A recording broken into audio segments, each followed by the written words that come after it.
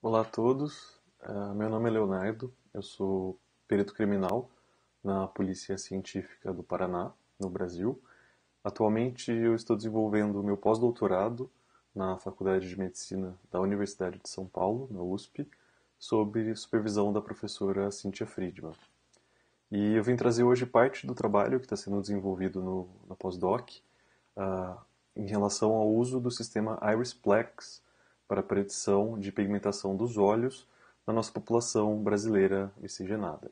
Esse trabalho também tem colaboração do professor Jeppe, da Universidade de Copenhagen, e das alunas Bettina e Renata, do nosso grupo de trabalho. Falando inicialmente sobre a utilização da genética forense, a abordagem que se emprega globalmente, a utilização mais comum da genética forense hoje é a abordagem comparativa. Eu tenho, então, em geral, uma amostra evidência de origem desconhecida, que vai ser feita a tipagem para a identificação dos marcadores genéticos, e depois, com esse perfil, comparado então a um suspeito ou algum familiar, no caso da identificação de restos mortais de cadáveres. Só que no caso, quando eu não tenho nem suspeitos, nem parentes, essa identificação se torna praticamente inviável. Surgiram então os bancos de dados genéticos, e eles são utilizados em diversos países, o Brasil sendo um dos países que o banco de dados está em atividade de uma maneira super eficiente. O problema nesse caso dos bancos de dados seria só que os bancos de dados nunca vão estar completos o suficientes. Fica talvez praticamente inviável que você tenha uma totalidade dos suspeitos, uma totalidade da população incluída dentro dos bancos de dados. Então, no caso, as investigações que você tem, não tem um suspeito conhecido, elas ficam inviabilizadas de serem solucionadas por marcadores de DNA utilizando essa abordagem comparativa que é realizada atualmente. E aí, no caso, a gente vai para os outros marcadores de DNA, para os polimorfismos, mais especificamente para os SNPs, os polimorfismos de base única, e você fazendo o estudo deles nas regiões codificantes e regulatórias, você verifica que muitos deles acabam gerando, por exemplo, substituições em aminoácidos, ou então alterações nos níveis de síntese de proteínas, e você consegue associar, no caso, por exemplo, com as doenças, que muitos desses marcadores resultam em fenótipos distintos. E aí que está a abordagem do que a gente tem hoje da nova linha, né, de pesquisa em genética forense. São os polimorfismos que estão, por exemplo, associados à cor da pele, à cor dos olhos, à cor dos cabelos, por exemplo, à espessura dos fios de cabelo, ao tipo do fio de cabelo, se ele é mais liso, mais encaracolado, ao formato da face também já tem alguns estudos, a estatura, a padrões de calvície que também podem ser identificados. Então, o intuito desses novos estudos é você conseguir, no futuro, nessa parte forense, fazer um retrato falado baseado somente em marcadores de DNA. Então, o foco do meu pós-doc, ele fica direcionado a essa questão da pigmentação dos olhos, da pele e dos cabelos. Uma dessas características externamente visíveis que a gente comenta. E, no caso, essas variações estão relacionadas à melanina, principalmente. E, mais especificamente, a dois tipos de melanina. A eumelanina e a felmelanina.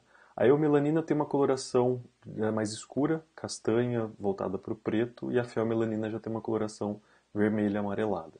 Já tem mais de 170 genes que estão descritos envolvidos com essa variação desses dois subtipos, e muitos deles estão associados com a questão da conversão da tirosina, passando por todas as etapas, até a oxidação e conversão dela tanto em eumelanina quanto em felmelanina. Outros genes estão relacionados, por exemplo, à parte do transporte de membranas. Alguns dos marcadores estão também associados à variação de pH dentro das organelas que armazenam e produzem a melanina, no caso. Então, já foi visto que pHs que estão mais altos associados a peles mais escuras e pHs mais baixos associados a peles mais claras. Então, já se tem que um rol de genes está associado a essa variabilidade da pigmentação. Especificamente aqui no caso dos olhos, que foi o enfoque do trabalho, aqui está só mostrando uma estrutura transversal, um corte transversal aqui do globo ocular, mostrando então que depois da camada da córnea mais externa, passando pela camada da íris, na base da camada da íris existem os melanócitos, que são as células que produzem então a melanina. E já se viu que a variação no caso da pigmentação da cor dos olhos está associado em geral a um melanócito que produz mais melanina e mais melanossomos, que são as organelas que contêm essa melanina. Então, isso em geral está associado a esses olhos mais escuros, castanhos, até o extremo, que é o olho azul, que tem então a menos quantidade de pigmento, ou seja, tem menos melanina e uma quantidade muito menor de melanossomos. Essa variabilidade, então, é o principal fator que está associado com essa parte genética, o que reflete, então, nos marcadores no fenótipo de pigmentação dos olhos.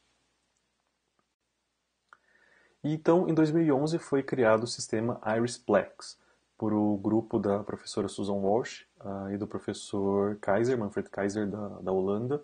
Esse trabalho inicial desenvolvido, eles conseguiram levantar 6 genes, 6 marcadores, 6 SNPs no caso, que têm relação com a identificação dos indivíduos, do fenótipo dos indivíduos, em relação à pigmentação dos olhos, em geral diferenciando bem os olhos castanhos dos olhos azuis. Então, o que a gente fez com esse trabalho foi utilizar esses marcadores que foram descritos e verificar se de fato esse tipo de modelo, esse modelo de predição se aplica e funciona nas nossas amostras.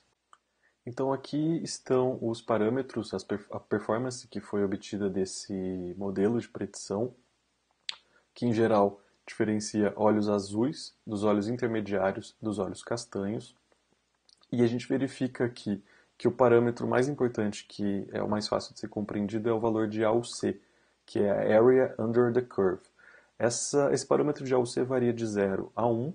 Em geral, valores maiores que meio a 1 indicam que esse modelo tem chance grande de conseguir fazer uma predição correta. Quanto mais próximo o valor de 1, maior a probabilidade desse modelo acertar a predição.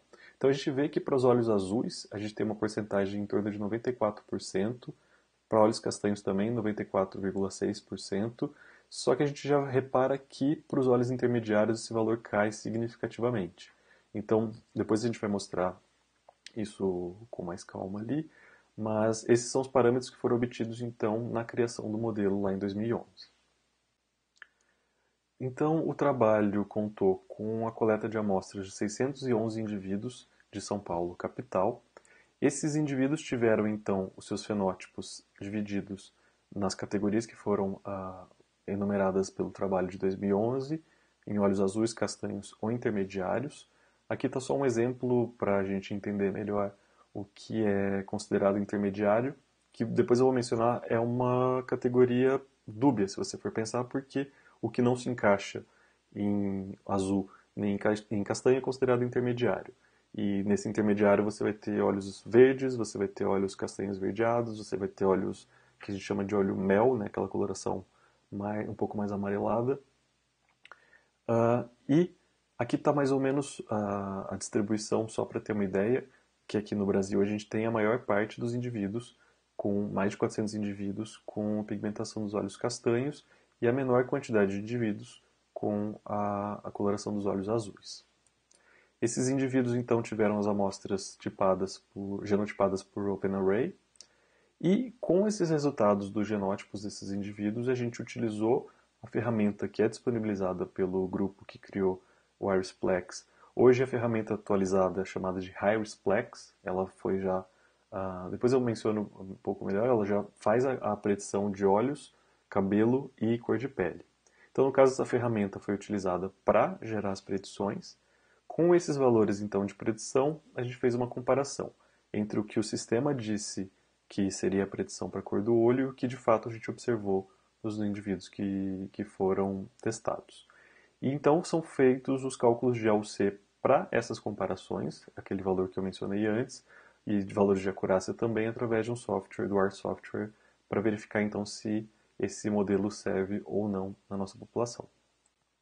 Então aqui o resultado já do que foi obtido nas nossas análises. Ali na primeira fila a gente tem os olhos azuis, os olhos embaixo intermediários e os olhos castanhos. Aqui mostrando então nessa primeira linha e nessa primeira coluna qual que é a porcentagem de olhos que foram classificados como azuis e que de fato eram azuis. Então a gente verifica que, por exemplo, quase 76% dos indivíduos com olhos azuis foram classificados corretamente com olhos azuis no modelo de predição. No entanto, a gente vê que 20% deles foram classificados como olhos castanhos erroneamente. Isso vale também para os olhos intermediários e para os olhos castanhos. Se a gente for observar aqui para olhos castanhos, por exemplo, a gente tem uma porcentagem alta de predição correta. Quase 93% dos indivíduos com olhos castanhos foram classificados corretamente com olhos castanhos. Só que se a gente for comparar os valores de AUC que o modelo original gerou com os nossos valores de AUC, a gente verifica que esse valor decai bastante. Então, de aproximadamente 94% para os olhos azuis, esse valor cai para aproximadamente 88%. Chegando, no caso, por exemplo, dos olhos castanhos, a cair de quase 95% para 66%. Então, a gente verifica que o sistema funciona, ele tem um valor de predição significativo, mas não tão alto quanto o modelo original preconiza. Inclusive, se a gente for mencionar aqui para os olhos intermediários, o valor já era mais baixo, mas o valor ele chega a um valor de 50%. Ou seja, a predição, esse valor de predição ele acerta tanto quanto eu jogar uma moeda cara e coroa para chutar um valor de predição. Então, ele é um valor muito ruim para os olhos intermediários. E aqui uma visão geral desse total, a gente verifica então que 74,6% das amostras têm uma predição correta, tá? E que no caso aproximadamente 25% então esse modelo não consegue acertar. Então os próprios autores, tanto no artigo quanto no manual que eles geraram depois desse artigo, eles reconhecem que existem falhas na predição dos fenótipos que eles chamam de intermediários. Então, já sabia lá atrás que os valores das classificações intermediárias eram ruins. A gente confirma isso aqui nos nossos dados, e a literatura mostra isso também, que a maior parte dos dados dos fenótipos de predição intermediária são valores ruins. Isso traz já uma discussão a respeito de será que esse modelo precisaria ser modificado, então. Será que ele precisaria ser atualizado para que esses valores intermediários fossem, então, também representados e também tivessem um valor de AUC mais alto? O manual, por exemplo, menciona um erro comum, no caso na Europa, nas amostras que foram utilizadas, que a maior taxa de erro está nos olhos azuis, porque eles levam em consideração que os olhos verdes, ou os olhos claros, têm uma similaridade muito grande com os olhos azuis. Então, o erro não necessariamente está no modelo de predição, mas ele está já na parte de observação. A observação e diferenciar um olho azul de um olho verde, por exemplo, já pode então trazer uma taxa de erros para o modelo, infelizmente. E aí vem sugestões de alguns trabalhos falando que então, como o sistema ele é muito bom para identificar olhos castanhos e olhos azuis, que deveriam ser consideradas só as categorias extremas, e aí no caso a gente dividir talvez olhos claros de olhos escuros. Isso é bem interessante se você considerar que no primeiro momento que você diminui as opções, entre aspas, o número de opções que um observador pode ter para escolher, se eu diminuo, por exemplo, de 3 categorias para 2 categorias, eu diminuo a subjetividade desse observador. Eu passo a reduzir a taxa de erros porque se eu perguntar na prática, por exemplo, o suspeito que você viu fugindo tinha os olhos de que cor? Se eu der um rol para ele de cores, azul, verde, castanho, mel, a chance de ter um erro do observador dele se confundir é grande. Se eu diminuir, se eu afunilar isso, ele tinha olho claro ou tinha olho escuro? A chance, então, da subjetividade desse observador diminui e a taxa de erros acaba diminuindo também, e o modelo pode, então, ser até mais eficiente do que se ele tiver, por exemplo, 3 categorias. E aqui só um exemplo para elucidar bem. Esses são alguns dos olhos que a gente chama de intermediários aqui nas nossas amostras. Então a gente vê que tem uma variação grande, desde olhos que têm verde com um pouco de azul e marrom, olhos que têm uma coloração já um pouco mais esverdeada, olhos que têm uma coloração mais amarelada, mais para o mel, olhos castanhos com um anel verde em volta. Então, essa variabilidade grande provavelmente é o que contribui bastante para essa parte dessa classificação, dessa categoria de fenótipo intermediário, ter esses problemas da identificação. Tanto que um teste que a gente fez aqui no caso com essas nossas amostras, a partir do momento que a gente retira os óleos intermediários da categoria, a gente verifica então que a taxa de acertos, que era de 74,6%, ela sobe para quase 96%. Ou seja, o sistema funciona bem para diferenciar essas duas categorias extremas, e se a gente desconsiderar os óleos intermediários, ele tem uma taxa de acerto muito alta, inclusive tão alta quanto foi obtida lá nos europeus. Então, para finalizar esse nosso trabalho, essa apresentação, a gente vê que o sistema IRIS-Plex ele é um bom modelo de predição fenotípica. Ele pode, então, ser utilizado, ele tem um potencial para ser utilizado na rotina forense nas nossas amostras e provavelmente outras amostras que sejam miscigenadas. E já tem esse reconhecimento do problema que eles têm nas categorias intermediárias. Então, talvez seria caso de fazer uma adaptação para talvez não levar em consideração os óleos intermediários, para verificar então que eles funcionam bem e aplicados assim com a questão dos modelos de extremos de óleos claros, de óleos escuros, para a prática forense ele conseguir ter um desempenho bom na rotina forense.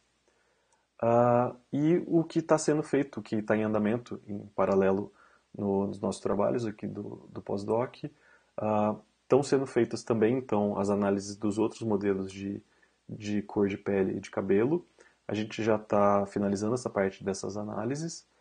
Já estamos então agora na fase de começar a criar novos modelos baseados nesses marcadores e alguns outros marcadores, sabendo que esses modelos originais foram todos criados em populações mais homogêneas, em populações europeias, e a gente leva em consideração que a diversidade genética da população brasileira pode trazer, então, um benefício, trazendo, de repente, um viés de análise para um modelo novo que não foi observado até então. Então, para finalizar, eu queria agradecer à professora Cíntia Friedman, coordenadora desse trabalho, supervisora do meu pós-doutorado, o nosso laboratório de imunohematologia e hematologia forense, que está no Departamento de Medicina Legal da Faculdade de Medicina da USP, e a FAPESP, que foi a responsável por financiar esse projeto. Muito obrigado.